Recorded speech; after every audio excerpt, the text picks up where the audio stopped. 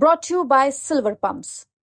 Top quality और consistent performance के लिए सिर्फ सिल्वर पंप्स नाम याद रखना। उसकी जब अपील हाईकोर्ट में हुई तो उस अपील के दौरान एक डबल एजी सरकारी वकील राजेंद्र यादव पैरवी कर रहे थे और वो हर तारीख पर जा भी रहे थे और उसमें आतंकवादियों को फांसी की सजा कायम रहती। लेकिन अचानक अशोक गहलोत जो उस समय तत्कालीन मुख्यमंत्री थे, घनश्याम सिंह राठौड़ नाम के आदमी को डबल एजी बनाकर लाते हैं और फरवरी 2022 में वो जो आतंकवादियों वाला बम विस्फोट का केस है वो घनश्याम सिंह राठौड़ को अलॉट कर देते हैं। और प्रश्न यह है कि इस पूरे मामले में एनआईए की जांच होनी चाहिए कि आतंकवादियों के संपर्क अशोक गहलोत से थे या उस समय के एडवोकेट जनरल एमएस सिंघवी से थे या घनश्याम सिंह राठौड़ के थे। कुछ ना कुछ तो इस मामले में गड़बड़ हुई है। जयपुर में साल 2008 में 8 सिलसिलेवार बम धमाके हुए और एक जिंदा बम मिला। जिंदा बम मामले में बीते दिनों स्पेशल कोर्ट ने 4 आतंकियों को उम्र कैद की सजा सुनाई। इस पूरे केस को किस तरह से एडवोकेट गोविंदर सिंह जी देखते हैं, उनसे ही बातचीत करते हैं। सर, जिंदा बम मामले में 4 को उम्र कैद, जबकि इससे पहले 8 जो बम धमाके हुए जिसमें लोगों की मौत हुई है उस मामले में बरी।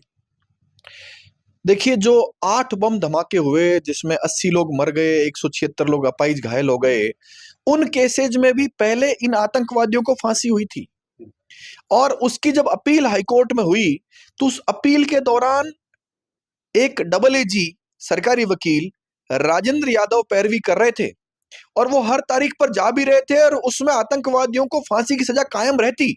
लेकिन अचानक अशोक गहलोत जो उस समय तत्कालीन मुख्यमंत्री थे, जनवरी 2022 में घनश्याम सिंह राठौड़ नाम के आदमी को डबल एजी बनाकर लाते हैं और फरवरी 2022 में वो जो आतंकवादियों वाला बम विस्फोट का केस है वो घनश्याम सिंह राठौड़ को अलॉट कर देते हैं और राजेंद्र यादव को हटा देते हैं।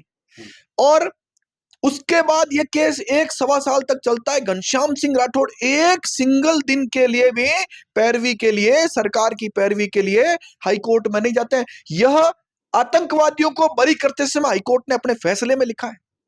प्रश्न यह है कि 1.25 साल तक नहीं गए, उसके बाद हटाना किसको चाहिए था? घनश्याम सिंह राठौड़ को। लेकिन हटाया किसको? अशोक गहलोत ने राजेंद्र यादव को, जिसका इस केस से पिछले 1.25 साल का जो सुनवाई हुई उसमें कोई लेना देना ही नहीं था।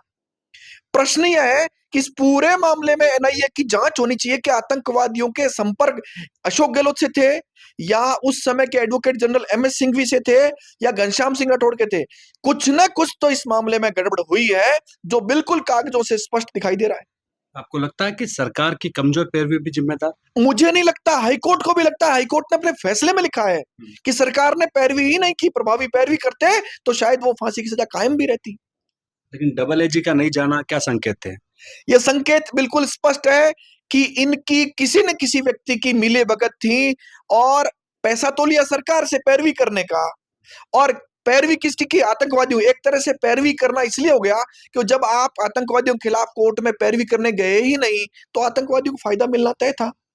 आपका मैंने एक वीडियो देखा जिसमें बस में बम आते हैं, साइकिल पर सवार होते हैं, फिर जाते हैं। फट जाऊं या ना फटूं? देखिए, आप बिल्कुल सत्य कह रहा था मैं। जब हाईकोर्ट ने अपील में किसी को दोषी माना ही नहीं आतंकवादी को, तब तो यही माना जाएगा कि बम रोडवेज बस से जयपुर पहुंचे दिल्ली से, उसके बाद साइकिलों के स्टैंड पर बैठे और फिर मंदिरों के पास जाकर के और वहां के जो बजरंगबली के भक्त उनके पूछा कि साहब आप इजाजत दो तो हम फट लें। तो वहां के भक्तों ने कहा साहब अब आ ही गए तो फट लीजिए। तो मुझे बताइए, जब आतंकवादी कोई था ही नहीं तो निश्चित रूप से बम अपने आप ही आए होंगे, अपने आप साइकिल स्टैंड पर बैठे होंगे और फट लिए होंगे और लोग मर गए होंगे।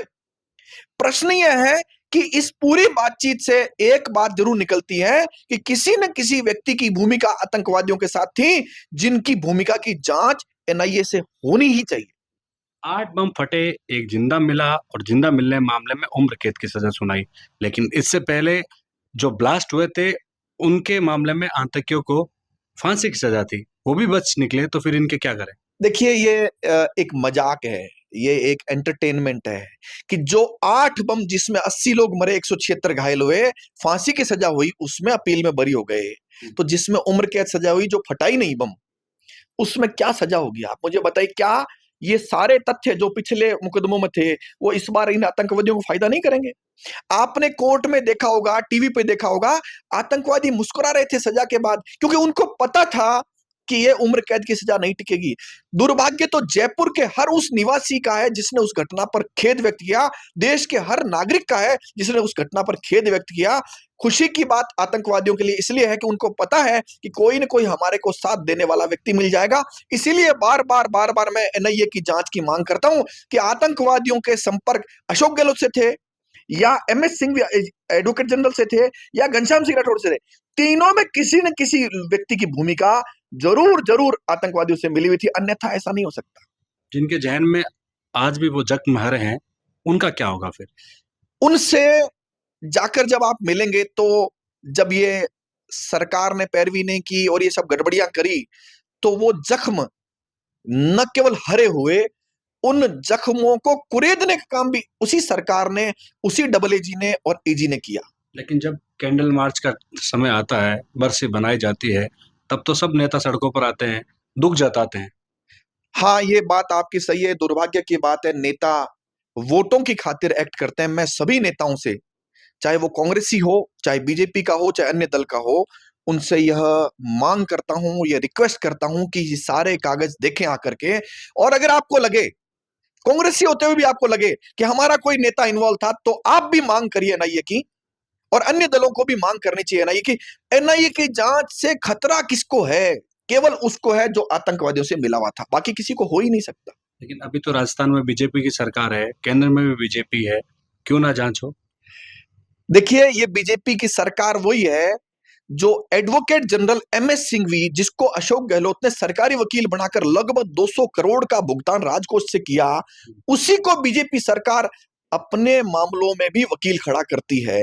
और घनश्याम सिंह राठौड़, जिसका आतंकवादियों के मामले में पैरवी नहीं करना ऑन रिकॉर्ड है, उसी घनश्याम सिंह राठौड़ को बीजेपी सरकार आने के बावजूद 1 साल तक लगभग रखती है।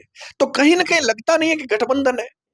और जनता जानना चाहती है, जिनकी मौत हुई उनके परिजन जानना चाहते हैं, जो अपाहिज है वो भी जानना चाहते हैं, पूरा देश जानना चाहता है किसकी मिलीभगत थी जिस कारण से वो आतंकवादी उत्तर प्रदेश से आए और यहां पर बम विस्फोट करके लोगों को मार करके वापस बरी होकर यूपी में चले गए। आपने एक बड़ा आरोप भी लगाया कि इस मामले में पूर्व मुख्यमंत्री अशोक गहलोत की भी भूमिका है। कागजों में ना, अशोक गहलोत ने जनवरी 2022 में घनश्याम सिंह राठौड़ की नियुक्ति करी, फरवरी 2022 में यह केस उसको अलॉट किया, और उसके बाद 2023 में जब हाईकोर्ट का फैसला आतंकवादियों के पक्ष में आया तो घनश्याम सिंह राठौड़ को हटाने के बजाय उस डबल एजी को हटाया जो बेचारा इसमें पैरवी कर रहा था, राजेंद्र यादव को। तो क्या ये सारे प्रमाण नहीं है? क्या ये शक पैदा नहीं करते कि किसकी भूमिका थी? तो यह सवाल तो आपको अशोक गहलोत से पूछना चाहिए, एमएस सिंघवी से पूछना चाहिए और घनश्याम सिंह राठौड़ से पूछना चाहिए कि भूमिका क्या है। कागज तो चिल्ला चिल्ला कर बोल रहे हैं। ये बहुत दुख की बात है, ये छोटी बात नहीं है। आप कल्पना करिए, देश में यह जो आतंकवादी जो छूटे हैं, क्या उनका उत्साहवर्धन नहीं होगा? उनसे जुड़े हुए अन्य लोग क्या अगली कार्रवाई नहीं करेंगे? ये पूरे देश के लिए शर्मनाक बात है, इसलिए मैं एनआईए की मांग कर रहा हूं। लेकिन जो उम्र कैद हुई है 4 आरोपियों को, आतंकियों को, वो भी लगता है कि अब ऊपरी अदालत में जाएंगे ही। आप मुझे बताइए, जिसमें फांसी की सजा हुई, इतने लोग मरे, उसमें अपील में छूट गए, तो ये क्यों नहीं जाएंगे अपील में? जाएंगे। और वहां देखना है कि इस बार कौन डबल एजी आता है जो जाता नहीं है। जनता को इंतजार करना चाहिए और समय आए उस समय वोट की चोट भी देनी चाहिए उन लोगों को जिन्होंने इन आतंकवादियों को साथ दिया। लेकिन आप एनआईए की जांच मांग कर रहे हो, क्या सरकार के सामने बात रखी है आपने? कैसे? प्रधानमंत्री से लेकर के कई जिम्मेदार लोगों तक, केंद्रीय गृह मंत्री तक हमने पत्र लिख करके मांग करी है कि आप इस पूरे विषय में जिन्होंने आतंकवादियों को फायदा पहुंचाया उनकी एनआईए जांच की मांग करी है हमने, और वो रिकॉर्ड पर भी है, कागज भी मेरे पास है। और प्रश्न यह है कि देश में शायद अब जो प्रधानमंत्री है वो इस मामले में गंभीर है और निश्चित रूप से कुछ कार्रवाई होगी, ऐसा मुझे विश्वास भी है। यदि एनआईए जांच करती है तो पिछले वाले जो बम ब्लास्ट के आरोपी उनको भी सजा होगी, जिनको बरी कर दिया था बाद में? एनआईए जांच में केवल इतना हो सकता है कि इन आतंकवादियों के साथ जिनकी मिलीभगत थी, केवल उनके खिलाफ मुकदमा चलाया जा सकता है, उनके खिलाफ कार्रवाई की जा सकती है। अपील में जो सजा नहीं हुई है वो तो अब जो बरी हो गए हो ही गए, उसके खिलाफ सरकार सुप्रीम कोर्ट गई है, लेकिन क्योंकि पैरवी हुई नहीं तो बहुत सारी चीजें छूट गई हैं, जो चेन बन नहीं पा रही है, तो उस कारण से आतंकवादियों जो फायदा पहुंचना था वो तो पहुंच गया। बहुत बहुत शुक्रिया। ये थे वरिष्ठ अधिवक्ता गोवर्धन सिंह, जो कि कह रहे हैं कि इस पूरे बम ब्लास्ट मामले में जांच एनआईए से की जानी चाहिए, ताकि दूध का दूध पानी का पानी हो, और जो पीड़ित परिवार हैं, पीड़ित लोग हैं मृतकों के, उनके परिवारों को भी न्याय मिले। कैमरा सहयोगी मनोज के साथ विशाल शर्मा, जयपुर, राजस्थान तक।